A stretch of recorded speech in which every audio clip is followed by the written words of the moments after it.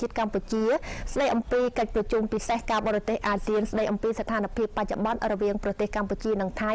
ដែលប្រពធ្វើឡើងនៅទីក្រុងកាឡាឡុំពួរប្រទេសម៉ាឡេស៊ីដោយនៅក្នុងនោះឯកឧត្តមប្រាក់សុខុនអបនាយករដ្ឋមន្ត្រីរដ្ឋមន្ត្រីការបរទេសនិងសហប្រតិបត្តិការអន្តរជាតិនៃកម្ពុជាគឺបានអញ្ជើញដឹកនាំគណៈប្រតិភូអញ្ជើញចូលរួមនៅក្នុងកម្មវិធីនេះដែលនៅពេលនេះគឺរូបភាពទាំងស្រុងដែលក្រុមការងាររបស់យើងបានធ្វើការផ្ដិតជូនទូរទស្សនិកជនឲ្យបានទស្សនាដែលវត្តមានរបស់ឯកឧត្តមប្រាក់សុខុនគឺបានអញ្ជើញមកដល់ទីតាំងនៃការប្រពៃកម្មវិធីហើយកិច្ចប្រជុំនឹងចាប់ផ្ដើមនៅវេលាបន្តិចទៀតនេះដើម្បីជាការធ្វើតាមការគ្រោងទុកតាមការអញ្ជើញក៏ដូចជាការសម្រេចរបស់នាយករដ្ឋមន្ត្រីម៉ាឡេស៊ីកម្ពុជានិងថៃដែលបានសម្រេចកាលពីថ្ងៃទី11ខែធ្នូឆ្នាំ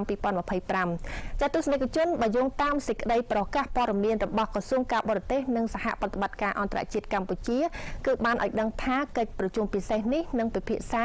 អំពីការវិវត្តថ្មីនៃស្ថានភាពនៅក្នុងគោលដៅបង្កើនការយោគយល់ពីគ្នានិងជំនឿទុកចិត្តគ្នាទៅវិញទៅមកជំរុញការបន្ថយភាពតានតឹងនិងស្ដារឡើងវិញនូវសន្តិភាពស្ថិរភាពនិងទំនាក់ទំនងភាពជាអ្នកចិត្តខាងល្អកម្ពុជានឹងបញ្ជាក់ជាថ្មីឡើងវិញនៅគោលជំហរយ៉ាងមុតមមរបស់ខ្លួនក្នុងការដោះស្រាយទំនាស់និងចំនួនទាំងឡាយតាមគ្រប់មធ្យោបាយសន្តិវិធីការសន្ទនានិងផ្លូវការទូតស្របតាមច្បាប់អន្តរជាតិធម្មនុញ្ញអង្គការសហប្រជាជាតិនិងធម្មនុញ្ញអាស៊ានในឱកាសនៃកិច្ចប្រជុំនេះឯកឧត្តមប្រាក់សុខុននឹងជួបពិភាក្សាទ្វេភាគីជាមួយសមាភិកីអាស៊ានផ្សេងទៀតផងដែរដើម្បីពង្រឹងកិច្ចសហប្រតិបត្តិការនិងជំរុញវិធានការកសាងទំនុកចិត្តបន្ថែមទៀត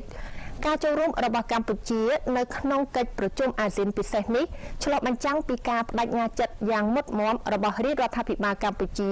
ចំពោះសន្តិភាពសន្តិសុខនិងវិបុលភាពក្នុងតំបន់ក៏ដូចជាការលើកកម្ពស់មជ្ឈភាពនិងឯកភាពអាស៊ានដែលនឹងពង្រឹងដល់ការរួមចំណែកដ៏យូរអង្វែងរបស់អាស៊ានចំពោះសហគមន៍អន្តរជាតិទាំងមូលផងដែរ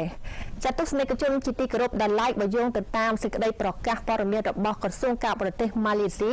កាលពីថ្ងៃទី21ខែធ្នូឆ្នាំ2025ម្សិលមិញនេះគឺបានបញ្ជាក់ថា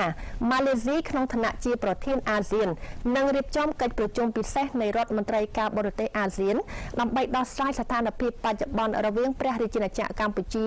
និងព្រះរាជាណាចក្រថៃនៅទីក្រុងកាឡាឡំពួរគឺនៅព្រឹកថ្ងៃទី22ខែធ្នូឆ្នាំ2025នេះដែលកិច្ចប្រជុំនេះនឹងដឹកនាំដោយឯកឧត្តមរដ្ឋមន្ត្រីការបរទេសម៉ាឡេស៊ីដាតូសេរីអ៊ុលតាម៉ាហាជីមូហាម៉ាត់ប៊ីនហាជីហាសាន់កិច្ចប្រជុំនេះគឺនឹងផ្ដល់វេទិកាមួយសម្រាប់រដ្ឋមន្ត្រីការបរទេសអាស៊ានដើម្បីផ្លាស់ប្ដូរទស្សនៈស្ដីពីស្ថានភាពបច្ចុប្បន្នរវាងកម្ពុជានិងថៃនិងដើម្បីពិចារណាទៅលើជំហានដែលអាចធ្វើទៅបានដែលអាស៊ានអាចអនុវត្តក្នុងការគាំទ្រដល់កិច្ចខិតខំប្រឹងប្រែងដែលកំពុងបន្តឆ្ពោះទៅរកការបន្ធូរបន្ថយនិងការបញ្ឈប់អរិភាពដើម្បីផ្ដល់ប្រយោជន៍សន្តិភាពនិងស្ថិរភាពរវាងរដ្ឋសមាជិកអាស៊ានទាំងពីរនិងតំបន់ទាំងមូលហើយបន្ថែមពីលើនេះការរៀបចំកិច្ចប្រជុំពិសេសនេះគឺឆ្លុះបញ្ចាំងពីការបដិញ្ញាចិត្តរបស់ប្រទេសសមាជិកអាស៊ានចំពោះការឯកភាពនិងសន្តិភាពអាស៊ានអភិក្រិតភាពរបស់អាស៊ាន the five Southeast Asian nations Malaysia Indonesia the Philippines Singapore and Thailand established ASEAN the association of the Southeast Asian nations the founding fathers of the region not only established the regional institution but also laid the groundwork and the foundation of our region's future. When ASEAN was established, it was intended to be first and foremost a political and security project, a project aimed at regional peace. This is the genesis of ASEAN. The declaration was made in 1971, declaring ASEAN as a zone of peace, freedom, and neutrality, or known as ZOFAN. It is then further cemented with the Treaty of Amity and Cooperation in 1976. Its message was timeless: non-interference, peaceful settlement of disputes, renunciation of the use of force, and effective cooperation for regional security, regional stability. All this concretized ASEAN's commitment to regional peace and cooperation. And for nearly 6 decades, ASEAN has lived by it. In many ways, ASEAN is political and security miracles, resilient, adaptive, and forward-looking. Today, ASEAN stands at its critical juncture in regional and global affairs, a period defined by geopolitical disruptions that challenge the very foundations of our regional order. This threatens ASEAN's credibility as one of the most peaceful and successful regional organizations and integration projects in modern history. And in a highly interconnected ASEAN and world, a security shock is an ASEAN matter and a global concern. This is why everyone must make cessation of hostilities and peaceful resolution a top priority. Excellencies, the Chair is deeply saddened by the civilian casualties and the prolonged conflicts affects livelihoods and contribute to the significant internal displacements. As colleagues are aware, since the start of hostilities in July, Prime Minister Anwar Ibrahim has tirelessly worked to facilitate an amicable solution through constant engagement with both the Prime Ministers of Cambodia and Thailand. This had resulted in the 20th of July ceasefire agreement and the subsequent agreements between both countries, as well as the Kuala Lumpur Peace Accord, signed on 26 October 2025 by both the Prime Ministers of Cambodia and Thailand, and witnessed by Prime Minister Anwar Ibrahim and President Donald Trump. The Chair urged both parties to undertake full and effective implementation of these agreements and peace accord. Throughout the engagement processes, Prime Minister Anwar has also communicated actively with other ASEAN leaders in order to address the situation. On the 12th December, he conveyed Malaysia's concern and urged both sides to show restraint, cease all hostilities, and refrain from further military action, including the use of force or forward movement of armed units with effect from 13 December 2025. Yesterday, Prime Minister Anwar had engaged with the Prime Minister of Cambodia and Thailand to discuss the best way forward towards de-escalating the tensions that have arisen from the two countries. Prime Minister Anwar essentially underscored the importance of Cambodia and Thailand to uphold the spirit of dialogue, wisdom, and mutual respect in order to bring the tensions to an end and to preserve peace and stability in the region. Additionally, Malaysia's Chief of Defence Forces, through the ASEAN Observers Team (AOT) mechanism, has also been actively engaging his counterparts from Cambodia and Thailand to monitor the situation on the ground. On this point, we will hear a briefing from the AOT during our closed-door session shortly. Excellencies, it is my hope that this special meeting will renew our efforts for a return to stability in the affected areas. ASEAN must do whatever it is necessary to maintain regional peace and stability. Our goal goes beyond de-escalating the tension. We must intensify trust building among the conflicting parties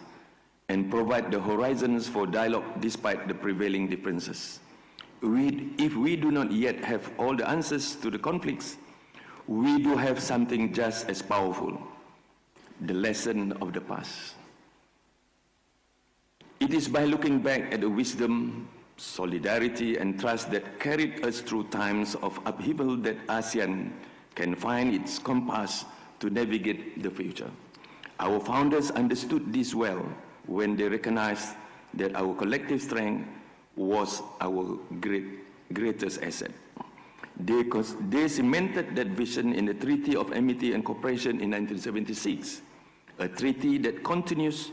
to remind us of three enduring fundamentals. First, the primacy of diplomacy. The ASEAN way has proven to be our strongest tool, rooted in dialogue, consultation, and consensus. Second, the power of solidarity. Time and time again, our unity has shielded us from external pressures and guided us through crisis. And third, the foundation of trust. Our resilience is built on trust, not only in our institutions, but in each other as a family of nations. As we navigate the present regional concerns, let us remain guided by the wisdom of our past, dialogue over conflict, unity over division, and prosperity shared by all. And let us never forget that the greatest wisdom of ASEAN is our collective will, the will to bind ourselves together in friendship, cooperation, and trust. Excellencies, in a highly interconnected ASEAN, we must consider the wider ramifications of the continued escalation of this situation for the people we serve. I urge all of us to give this matter your most urgent attention. Remember, in the eyes of the world, we have grown and thrived, and in the eyes of the world, we must also overcome our challenges. On my part, I thank His Excellency Prak Sokon and His Excellency Sihasak Puang Kek Tiao and other colleagues for your continued engagement with me as Chair. Your trust in Malaysia as Chair of ASEAN has been deeply meaningful, and Malaysia in turn has great confidence in the commitment of both Cambodia and Thailand to an amicable solution. We must show the world that the same resilience and adaptability that has been our defining trait over the past nearly 60 years. I look forward to have a fruitful and constructive discussion with all of you today, and I thank you. Thank you. Media, can you excuse us? We want to have a closed-door meeting, and you can have your coffee at the coffee house. Thank you.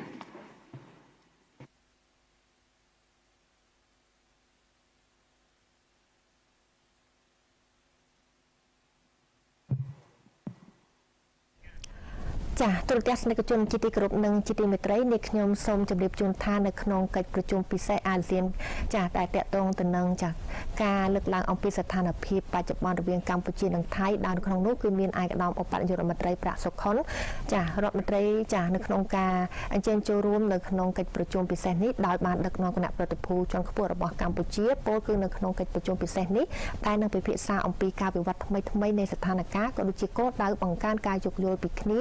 និងជំនឿទុកចិត្តទៅវិញទៅមកជំរុញការបន្ថយភាពតានតឹងនិងស្ដារឡើងវិញនៅសន្តិភាពស្ថិរភាពនិងទំនាក់ទំនងភាពជាអ្នកចិត្តខាងល្អដែលកម្ពុជានឹងបញ្ជាក់ជាថ្មីនៅគោលចំហយ៉ាងមុតមមរបស់ខ្លួននៅក្នុងការដោះស្រាយទំនាស់និងចំនួនទាំងឡាយតាមគ្រប់មធ្យោបាយសន្តិវិធីការសន្ទនានិងផ្លូវការទូតស្របតាមច្បាប់អន្តរជាតិធម្មនុញ្ញអង្គការសហប្រជាជាតិនិងធម្មនុញ្ញអាស៊ានផងដែរហើយឆ្លៀតក្នុងឱកាសនៃកិច្ចប្រជុំនេះឯកឧត្តមប្រាក់សុខុនក៏នឹងជួបពិភាក្សាទ្វេភាគីជាមួយនឹងសមាភាគីអាស៊ានផ្សេងទៀតដើម្បីពង្រឹងកិច្ចសហប្រតិបត្តិការនិងជំរុញវិធានការកសាងទំនុកចិត្តបន្ថែមទៀតការចូលរួមរបស់កម្ពុជានៅក្នុងកិច្ចប្រជុំអាស៊ានពិសេសនេះគឺនឹងឆ្លុះបញ្ចាំងអំពីការបដិញ្ញាចិត្តយ៉ាងមុតមមរបស់រាជរដ្ឋាភិបាលកម្ពុជាចំពោះសន្តិភាពសន្តិសុខវិបុលភាពនៅក្នុងតំបន់ក៏ដូចជាការលើកកម្ពស់មជ្ឈភាពនិងឯកភាពអាស៊ានដែលនឹងពង្រឹងដល់ការរួមចំណែកដ៏យូរអង្វែងរបស់អាស៊ានចំពោះសហគមន៍អន្តរជាតិទាំងមូលផងដែរទូរទស្សនិកជនជាទីគោរពនិងជាទីមេត្រីនៅពេលនេះការផ្សាយតពិសេសរបស់ទូរទស្សន៍ជាតិកម្ពុជា